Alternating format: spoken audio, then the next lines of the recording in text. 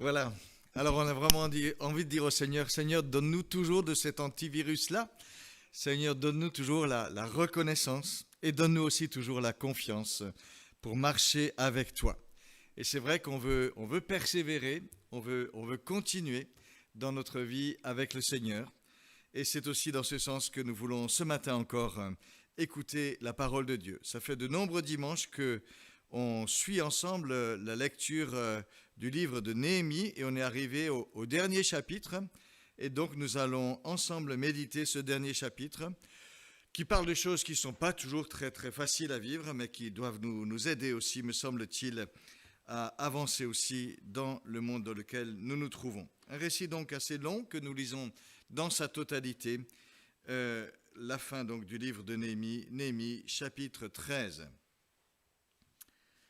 Dans ce temps, on lut en présence du peuple dans le livre de Moïse et on trouva écrit que l'Ammonite et le Moabite ne devaient jamais entrer dans l'assemblée de Dieu, parce qu'ils n'étaient pas venus au-devant des Israélites avec du pain et de l'eau, parce qu'ils avaient soudoyé contre eux Balaam pour qu'il les maudisse.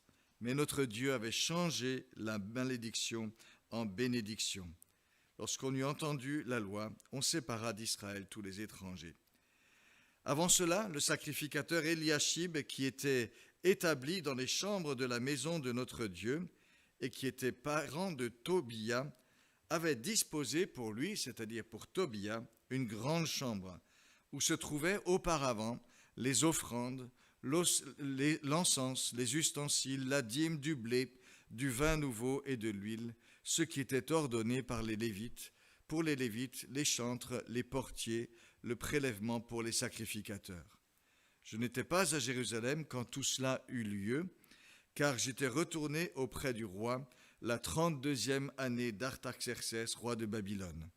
À la fin de l'année, j'obtins du roi la permission de revenir à Jérusalem, et je m'aperçus du mal qu'avait fait Eliashib en disposant une maison pour Tobia dans les parvis de la maison de Dieu. Je le pris très mal. Je jetai hors de la chambre tous les objets qui appartenaient à Tobia. Je dis de purifier les chambres et j'y replaçai les objets de la maison de Dieu, les offrandes et l'encens. J'appris aussi que les parts des Lévites n'avaient pas été livrées et que les Lévites et les chantres chargés des offices étaient retournés chacun dans son champ. Je fis des reproches aux magistrats et je leur dis « Mais pourquoi la maison de Dieu a-t-elle été abandonnée ?» Je rassemblai les Lévites et les chantres et je les remis à leur poste. Alors tout Juda apporta dans les magasins la dîme, du blé, du vin nouveau, de l'huile. Je confiai la surveillance des magasins à Shélémia, le sacrificateur, à Tsadok, le scribe, et à Pédaïa, l'un des Lévites, et à côté d'eux, Hanan, fils de Zakkour, fils de Mattania, car ils avaient la réputation d'être fidèles. Ils furent chargés de faire les distributions à leurs frères. Souviens-toi de moi, ô mon Dieu, à cause de cela. N'efface pas les actes de piété que j'ai accomplis à l'égard de la maison de mon Dieu et de ses observances.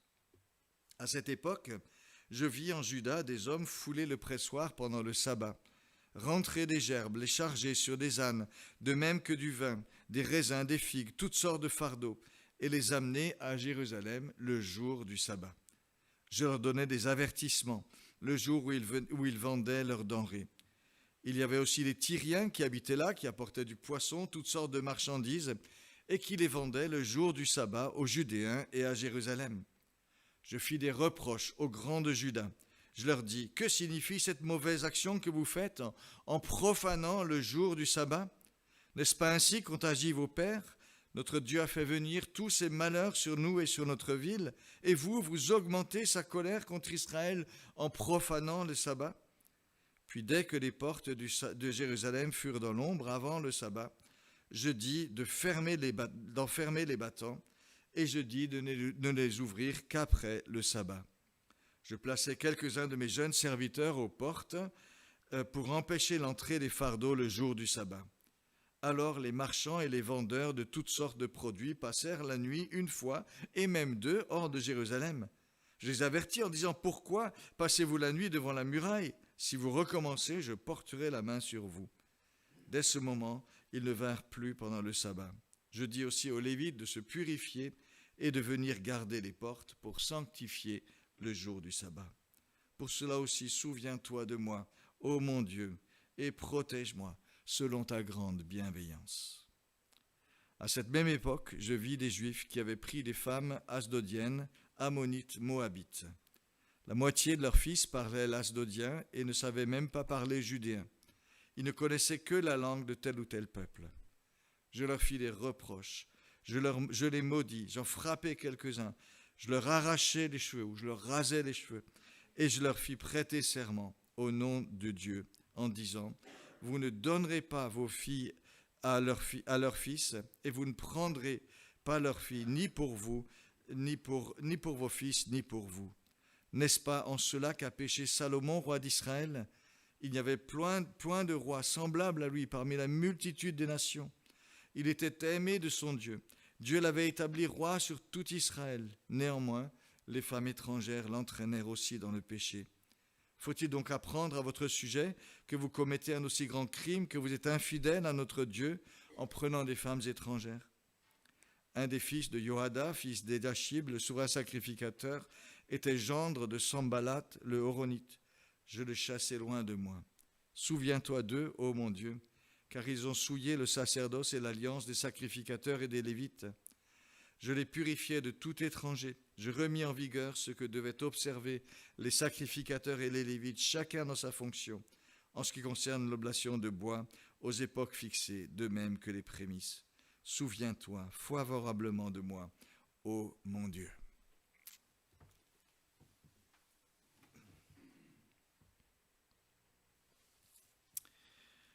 Comment garder une foi vivante alors que de partout, on nous propose tout ce qu'il faut pour vivre sans Dieu? Comment préserver l'héritage qui nous a été transmis par l'Évangile pour qu'il demeure de génération en génération? Notre foi semble parfois être comme ces fleurs improbables qui tiennent là où on ne les attend plus, là où on ne leur cultive pas forcément un espace tout réservé, là où tant de choses s'imposent et prennent la place. Comment donc demeurer vivant, se préserver, durer? On connaît la recette qui permet d'ébouillanter une grenouille sans qu'elle s'échappe. On la place dans l'eau tiède, ce qu'elle accepte avec bonheur. On réchauffe progressivement l'eau, ce qu'elle supporte de palier en palier, tout en s'affaiblissant. Vient le moment où la température est trop élevée et devient mortelle pour la grenouille, mais qui n'a plus la force alors de se dégager. Et cette parabole nous rappelle combien notre environnement peut nous envelopper, nous endormir dans son confort, nous rendre vulnérables jusqu'à nous perdre nous-mêmes. Comment garder une foi vivante alors que de partout on nous propose tout ce qu'il faut pour vivre sans Dieu? Cette question nous est posée à des siècles de distance par ce dernier chapitre du livre de Néhémie.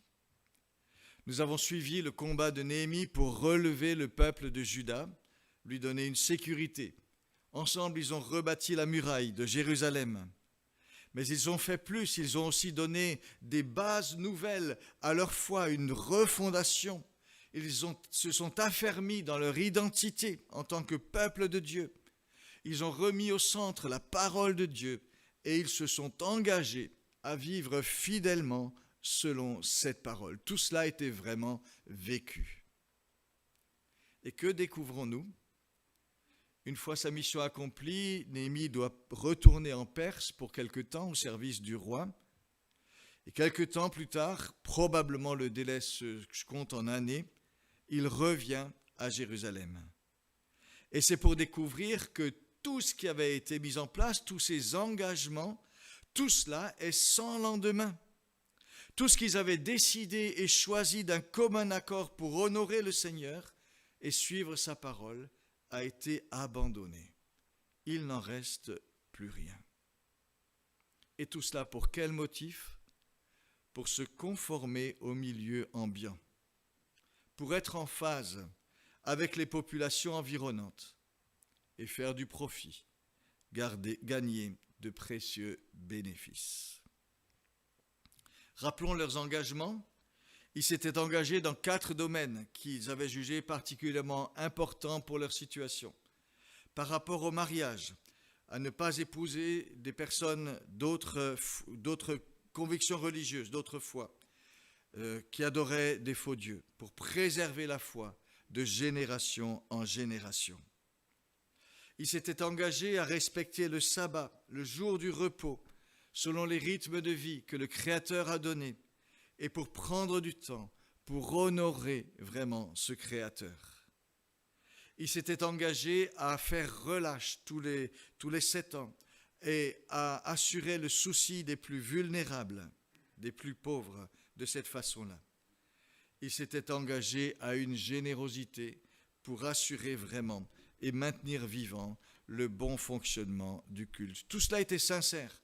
Tout cela avait été décidé d'un commun accord. Les chefs du peuple avaient même apposé leur signature. C'était le fruit d'un beau mouvement après qu'ils aient écouté la parole de Dieu. Cela avait tenu tant qu'on y avait veillé. Et on pense même que la présence de Néhémie certainement avait joué un rôle. Mais malheureusement, une fois Néhémie parti, et au fil du temps, cela s'est délité. Et que découvre Néhémie en revenant à Jérusalem? Plusieurs nouvelles désastreuses qui s'enchaînent. La première mauvaise nouvelle et première mauvaise découverte est celle d'une installation honteuse. On a accordé un droit de cité à Jérusalem à l'un des opposants les plus farouches au projet mené par Tobia.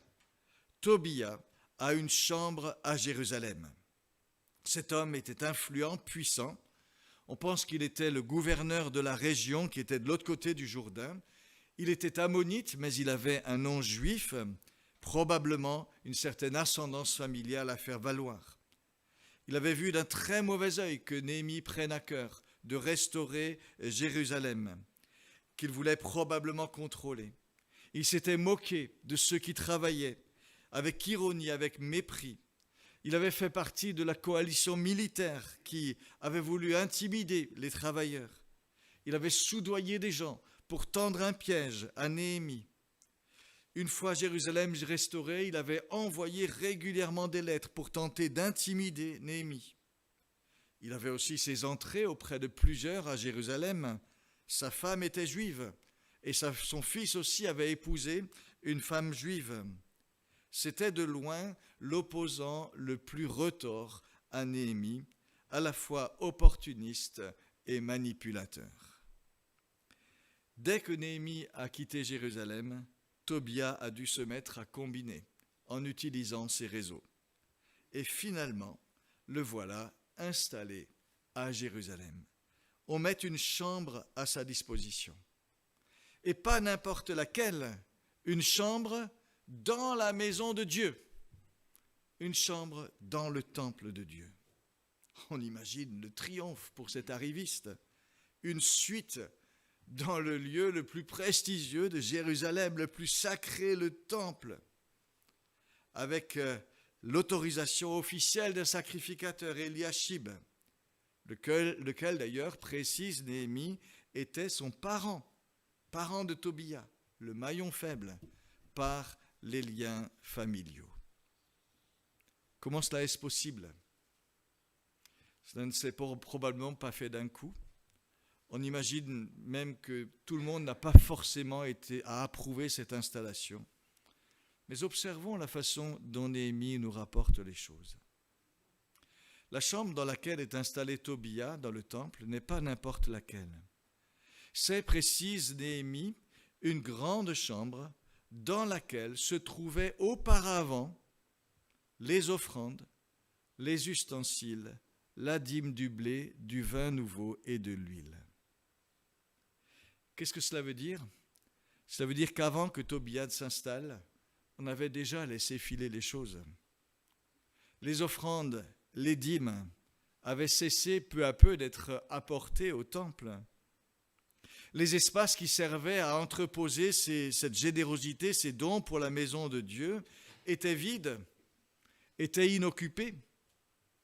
Plus encore, les Lévites qui dépendaient de cette générosité du peuple pour vivre ne pouvaient plus exercer leur ministère dans le temple. Et Néhémie le dit, il le découvre, ces Lévites étaient retournés dans leur village, chacun dans son champ. La maison de Dieu avait été abandonnée. C'est ce que Néhémie reproche. Pourquoi la maison de Dieu a-t-elle été abandonnée? Et tout a commencé par se laisser aller. On ne s'est plus trop préoccupé de la maison de Dieu, de son œuvre. Chacun a commencé à chercher un peu d'abord sa petite vie, assurer sa vie, son confort, ses intérêts. Se laisser aller a créé un vide, une désaffection, une perte du sens aussi certainement qu'il y a à servir Dieu. Sont restés dans le temple les prêtres, pas les Lévites, les prêtres, qui certainement assurent le service minimum. Et c'est tout cela qui permet à Eliashib, l'un des prêtres, parent de Tobia, d'installer Tobia dans les locaux du temple dont il a la responsabilité. Personne ne réagit vraiment. Et c'est ainsi qu'on arrive à cette situation incroyable, où un homme comme Tobia peut agir à sa guise dans Jérusalem, exercer son influence en toute légitimité, avec sa suite Airbnb, assurée gratuitement dans un temple où tout est réduit au service minimum. Néhémie, nous l'avons vu, devra réagir vigoureusement. Et on le voit faire vraiment le grand ménage, sans pincettes, sans état d'âme. Je jetais hors de la chambre tout ce qui appartenait à Tobia, j'ai purifié la chambre, j'ai replacé les objets de la maison de Dieu. Et il remet en place tout ce qui permet le service. L'action est vigoureuse, enflammée. C'est le zèle pour la maison de Dieu qui anime Néhémie. Et le refus de voir quelqu'un comme Tobia s'infiltrer et se rendre acceptable. Et l'on pense ici à Jésus, qui lui aussi a vigoureusement balayé tout ce qui dans le temple était inacceptable. Ma maison sera appelée une maison de prière pour tous les peuples, mais vous en avez fait une caverne de voleurs. Faisons juste une petite pause à cet endroit pour dire, mais comment lire et recevoir aujourd'hui ce récit jusqu'ici? On posera la question aussi pour la suite, mais faisons cette première pause. Et je dirais que la première chose, c'est quand même la question des lendemains de nos engagements. Quel lendemain pour nos engagements? C'est un peu humiliant de voir comment, après des engagements sincères, comme ceux qu'avait pris le peuple de Jérusalem, tout peut s'effriter. Il suffit de peu pour qu'on lâche, un peu ici, un peu là. Et pour dire cette difficulté à tenir, dans un des prophètes, le Seigneur a vraiment une parole qui doit nous faire réfléchir. Il dit, mais que ferai-je de toi, Éphraïm? Que ferai-je de toi, Juda? Votre piété est comme la nuée du matin, comme la rosée qui bientôt se dissipe. On a tous vu des champs, tout plein de rosée, le soleil arrive, tout d'un coup, il n'y a plus rien. Nos résolutions sont fragiles. La sincérité ne suffit pas. Et pas question juste de regarder ici Israël de haut. Nous avons chacun, certainement, notre cimetière des bonnes résolutions non tenues. Je pense qu'on a tous ce genre de choses quelque part dans notre vie. Et il nous faut être conscients de cette fragilité. Savoir demander pardon pour cela, pour ces légèretés par moments.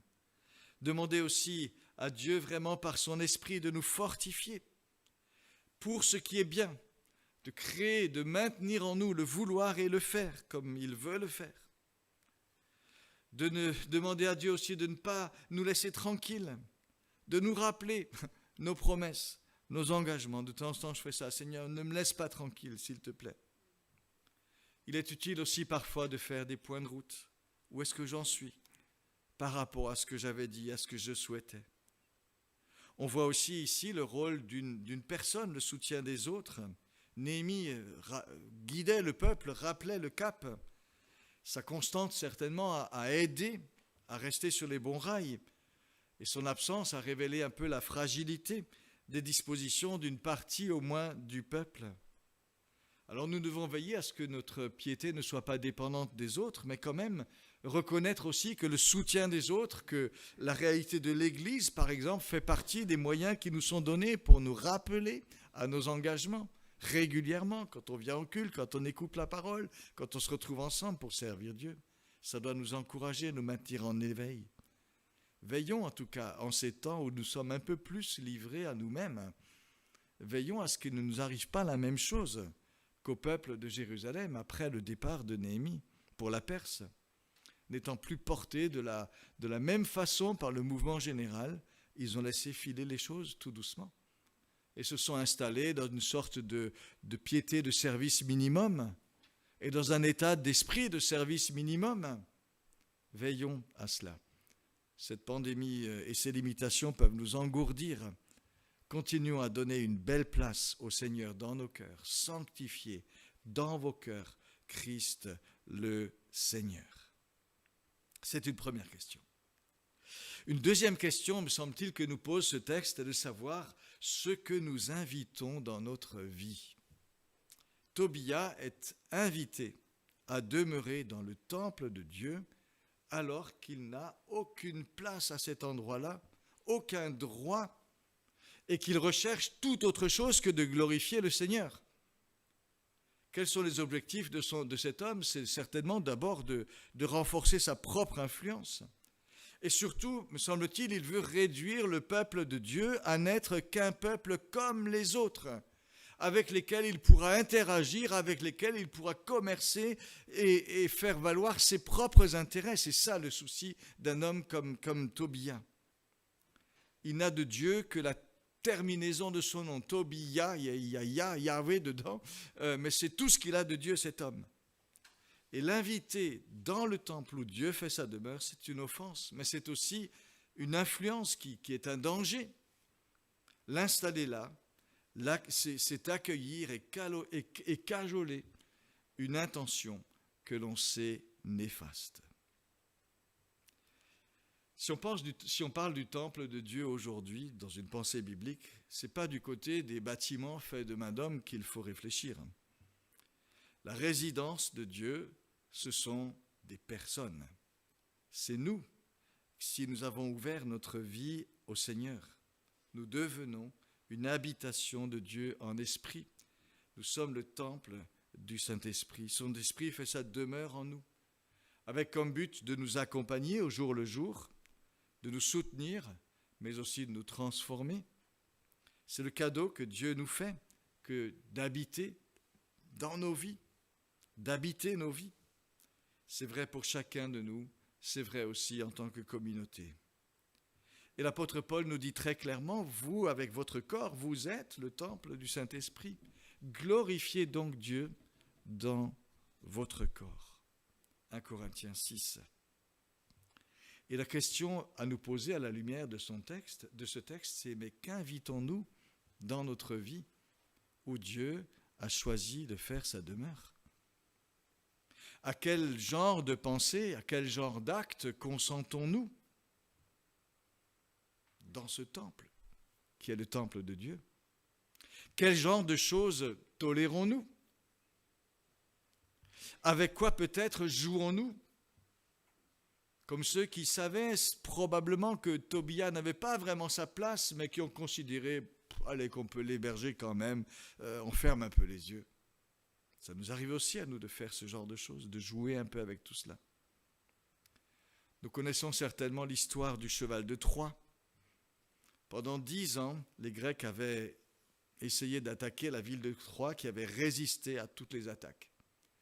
Ulysse alors a eu l'idée de construire un immense cheval de bois, harnaché d'or à l'extérieur pour être très, très attirant, mais à l'intérieur duquel se trouvaient des hommes en armes. On a fait entrer le cheval. On a fait une grande fête. Mais la nuit, les soldats sont sortis. Le mal était fait. Les soldats ont pu entrer dans la ville grâce au cheval. Et on peut parfois cajoler, nous aussi, des choses douteuses, jouer avec le mal, entretenir des sentiments dont on sait qu'ils sont néfastes, comme la rancœur, l'amertume, le manque de l'envie, comme Claude nous en a parlé tout à l'heure, l'apitoiement sur soi.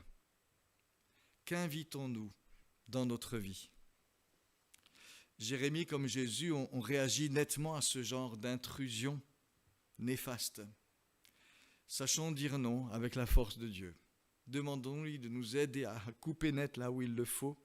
Demandons à Dieu la force, la vigilance de bons antivirus dans ce domaine-là aussi. Refusons la complaisance avec le mal. Ne donnons pas accès au diable par légèreté. N'attristons pas le Saint-Esprit qui est là.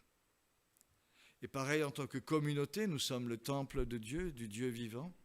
Là aussi, veillons à ne pas laisser s'installer ce qui n'a pas sa place dans la maison de Dieu.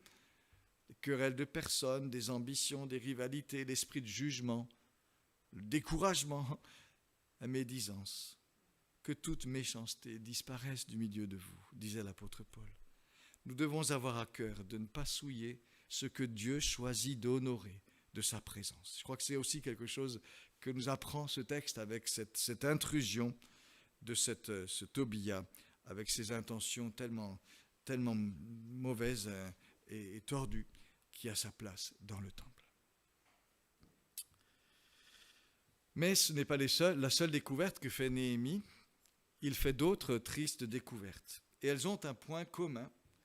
C'est d'une certaine façon que le peuple de Jérusalem a des comportements qui montrent qu'ils sont prêts à banaliser totalement le fait qu'ils appartiennent à Dieu. Ils sont prêts à banaliser leur appartenance à Dieu. Cela se vérifie d'abord dans le culte, nous l'avons dit. On s'était engagé à être généreux pour se donner les moyens de bien honorer le Seigneur et son œuvre. Et cet élan s'amenuise peu à peu. Est-ce bien utile de continuer ? N'y a-t-il pas mieux à faire ? Et puis le temple commence à fonctionner au service minimum. Et à ça aussi, on s'habitue. Même s'il y a moins de rassemblements, moins d'enseignements. On reste juste un petit peu plus chez soi. Et on y arrive aussi. Et c'est un peu la grenouille à l'envers. Hein. On se refroidit par petites touches. Mais on s'habitue et on survit. Fini les grands rassemblements à Jérusalem pour écouter la parole de Dieu. À moins entendre, on a moins faim. À cela aussi, on s'habitue. Une espèce d'engourdissement progressif qui s'installe. Et du coup, à quoi s'occupe-t-on ? Eh bien, on s'occupe de ses petites affaires, de son petit confort.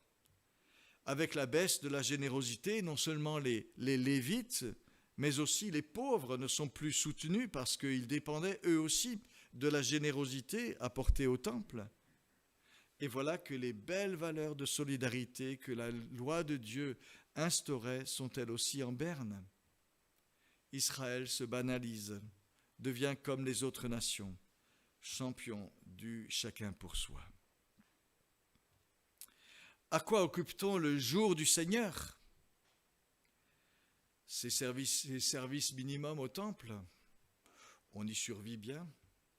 Alors pourquoi ne pas en profiter pour faire quelques travaux en plus, quelques affaires aussi, travailler au champ, vendre ses produits, charger les bêtes. Ah, on a vu un tel qui s'est mis à le faire le jour du Seigneur, le jour du sabbat. Un autre lui a emboîté le pas, et pourquoi pas moi aussi ? Et voilà que tout d'un coup, le jour du Seigneur devient un jour banal, comme un autre. On travaille, on fait ses petites affaires. On pense très vite à Dieu, quand même. Mais on ne s'arrête pas. On ne souffle pas comme Dieu le voulait pour chacun. On ne se retrouve pas soi-même, avec soi-même, ni avec les siens, ni devant Dieu, un peu plus. On ne donne pas de répit aux animaux. Et Néhémie parle des ânes qu'on amène à Jérusalem. Et la loi de Dieu avait même ce souci-là aussi, que toute la création souffle un peu par moment avec le sabbat. En contrepartie, que voit-on ? Jérusalem s'ouvre à nouveau. Elle fait partie à part entière de l'espace économique régional, avec le marché qui se développe, qui se libère, avec son libre-échange. Fini enfin ces bondieuseries encombrantes qui entravaient l'essor économique un jour par semaine. C'est régal pour Tobia, Geshem, Sanballat, tous ces gens qui se frottent les mains. Le marché est ouvert à nouveau. Et plein de petits Tobia, de petits Geshem, de petits Sanballat en Israël, convertis à la priorité de l'économique et de l'argent, comptent et recomptent leurs gains chaque samedi soir. Tout est plus fluide. C'est ouvert, le grand marché. Mais où est donc ton âme, peuple de Jérusalem? Où est donc ton âme? Banalisé. Tout est banalisé. L'appartenance à Dieu ne compte plus, ne fait plus de différence. Et il en va de même pour les familles, pour les mariages. Là aussi, on veut des espaces plus ouverts, s'allier librement aux familles non juives, bien implantées dans la région, avec leurs terres, leur patrimoine, faire des alliances plus larges, gagner un peu plus d'influence, de reconnaissance. On crée donc des alliances par mariage, mais on banalise totalement la question spirituelle. Elle est passée par pertes et profits. Et Néhémie découvre des femmes asdodiennes, ammonites, moabites, qui après avoir épousé des hommes du peuple d'Israël, ne savent même pas l'hébreu et éduquent leurs enfants dans leur langue, dans leur culture, dans leur religion. Alors oui, c'est ouvert, c'est fluide, ça circule, mais comment maintenir une identité? Comment maintenir vraiment la foi de génération en génération? Comment rester fidèle à la révélation que Dieu a donnée, à ce que Dieu a fait connaître? Comment le transmettre? De plus, on appartenait à cette époque-là au peuple de Dieu par naissance et non par choix personnel.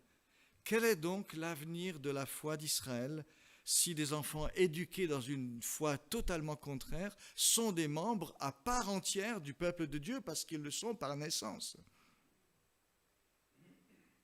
Ils appartiennent de plein droit au peuple d'Israël et ils ne connaissent même pas la révélation du Dieu d'Israël. Mais voyez, il y a donc des enjeux très importants, enjeux identitaires, enjeux pour l'avenir. Et tout cela, c'est banalisé. Et tout cela, c'est laissé de côté. Mais cela fait un tout. On gomme les différences. On banalise l'appartenance au peuple de Dieu et ses conséquences. Et comme par hasard, qui est-ce qui surgit? Qui est le grand rassembleur de ces espaces nouveaux, de ces espaces ouverts? Qui est le grand rassembleur? C'est l'argent. C'est l'argent, le profit, l'augmentation du patrimoine, la priorité de l'économique sur l'humain et le spirituel. Et avec ça, l'égoïsme souvent du chacun pour soi, qui n'est jamais loin quand on prend ces rails-là. Ces rails dont précisément la sagesse de Dieu veut nous préserver. Voilà, me semble-t-il, la situation que Néhémie découvre là, à ce moment-là. Il comprend très vite les enjeux de la situation et on le voit réagir vraiment énergiquement. Il réagit énergiquement, clair, immédiatement. On le voit d'abord fermer les portes de Jérusalem le soir au début du sabbat. Il laisse les marchands dormir dehors. Il dit « Allez, dormez dehors ». Il menace d'utiliser la force s'il persiste. Et on les voit qui passent une nuit dehors en disant « On va attendre demain matin, peut-être ça va s'ouvrir ». Eh bien non, loupé. Des mesures immédiates pour tout stopper, qui s'accompagneront aussi d'un enseignement sur les enjeux de fond. En ce qui concerne les mariages, nous l'avons vu aussi, son action publique est forte, elle nous surprend. Je fis des reproches, dit-il, à tous ces gens qui avaient agi comme cela, aux hommes. Je les maudis. Et quand il dit maudire, ça veut dire simplement, je leur dis tout le mal que la loi de Dieu disait de ces choses-là. Mais il continue en disant, j'en frappais quelques-uns. Je leur arrachais les cheveux. Et vraisemblablement, c'est plutôt, je leur ai tondu la tête. Probablement, c'est une sorte de tonsure qu'on leur fait infamante. Et je leur fis prêter serment de ne pas reproduire cela pour leurs enfants. Une réprimande vive, publique, il faut marquer le coup. Pourquoi Néhémie frappe-t-il certains? Est-ce qu'il s'énerve? Est-ce qu'il réagit avec arrogance? Est-ce qu'il réagit à une arrogance de leur part? On ne le sait pas vraiment. On ne le sait pas vraiment. Mais il est tout entier dans cette chose qu'il faut faire arrêter, qu'il faut cesser à cause de l'avenir du peuple d'Israël qui en dépend, pour une bonne part. La tonsure publique, si c'est cela donc qu'il inflige, est une marque déshonorante, c'est sûr, mais remarquons-le, temporaire quand même. J'aimerais aussi remarquer que ce sont les hommes à qui il fait ça, et non pas les femmes, ce qui est quand même pas mal, parce que souvent, c'est dans ce sens-là que ça va. C'est eux qui sont responsables, ils sont pris à partie. Par contre, contrairement à Esdras, qui avait affronté la même situation quelques années auparavant, Néhémie n'exigera pas le divorce de ces couples. Et on peut penser que c'est par souci des enfants. Il prend donc une mesure, on va dire, publique plus forte, plus visible, plus forte qu'Esdras, mais en même temps, une mesure légale moins sévère. Et c'est l'équilibre qu'il trouve dans cette situation-là. Il espère ainsi stopper le mouvement, le circonscrire à ce qui s'est passé là, de dire ça s'est passé là, ok, on ne change pas la chose, mais que cela ne se reproduise plus, que ça n'aille pas plus loin. Il me semble que c'est ainsi que Néhémie essaye d'agir. Ça nous rappelle, quand on compare Esdras, Néhémie dans ces actions-là, que dans certaines situations difficiles, on essaye de faire au mieux, ou au moins mal, Néhémie, me semble-t-il, ici est un exemple pour sa lucidité, pour sa façon de prendre au sérieux ce qui doit être pris au sérieux. Pour le reste, on peut relever son honnêteté. Il dit simplement ce qu'il a fait. Et je dirais que, quant aux moyens de la façon d'agir, que nous demandions simplement à Dieu qu'il nous aide dans des situations tendues ou difficiles que nous pouvons connaître à trouver les bonnes attitudes, qui ne sont pas toujours faciles, les bons gestes qui ne sont pas toujours faciles, les bons équilibres, les bons arbitrages qui ne sont pas toujours faciles à trouver et jamais totalement écrits d'avance. Voilà en tout cas ce que Néhémie fait, mais il garde au sérieux les enjeux de l'avenir de son peuple. Il veille et il agit vraiment. Et ça nous pose quand même de nouveau cette question que nous posions au début, mais comment garder une foi vivante et une foi fidèle, alors que partout autour de nous, on nous propose tout ce qu'il faut pour vivre sans Dieu, alors que la tendance à l'uniformisation est de partout. En ce qui nous concerne, notre souci doit être d'honorer encore et toujours le beau nom de Jésus que nous portons. Et je termine peut-être simplement avec cette dernière pensée. L'apôtre Pierre nous invite, ne perdez pas en quelque sorte votre saveur, si je prends une parole de Jésus, mais, nous dit-il, ayez une belle conduite au milieu de ceux qui ne croient pas, afin que là même où peut-être ils vous calomnient comme faisant le mal, ils voient vos belles œuvres et qu'ils glorifient Dieu au jour où il les visitera.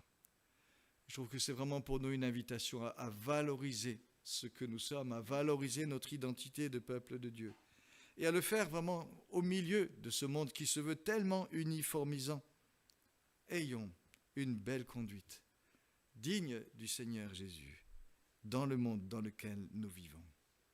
Et l'apôtre Paul continue un peu plus loin, en indiquant ce qui est probablement la source profonde, la source intime d'une telle manière de vivre. Sanctifiez dans votre cœur Christ le Seigneur. Qu'est-ce que ça veut dire sanctifier Christ le Seigneur dans votre cœur? Laissez-lui la place centrale. Valorisez sa présence. Appréciez le fait qu'il donne à sa juste valeur, le fait qu'il soit là dans vos cœurs. Ôtez de votre cœur ce qui l'attristerait. Faites de votre vie quelque chose avec quoi il puisse être à l'aise, qu'il soit heureux d'habiter en vous. Sanctifiez dans votre cœur Christ le Seigneur. C'est notre ambition, n'est-ce pas? Alors, persévérons, résistons là où il le faut et comptons sur son aide et son soutien. Il est notre berger, vraiment. On peut lui demander de nous conduire. Jésus soit le centre.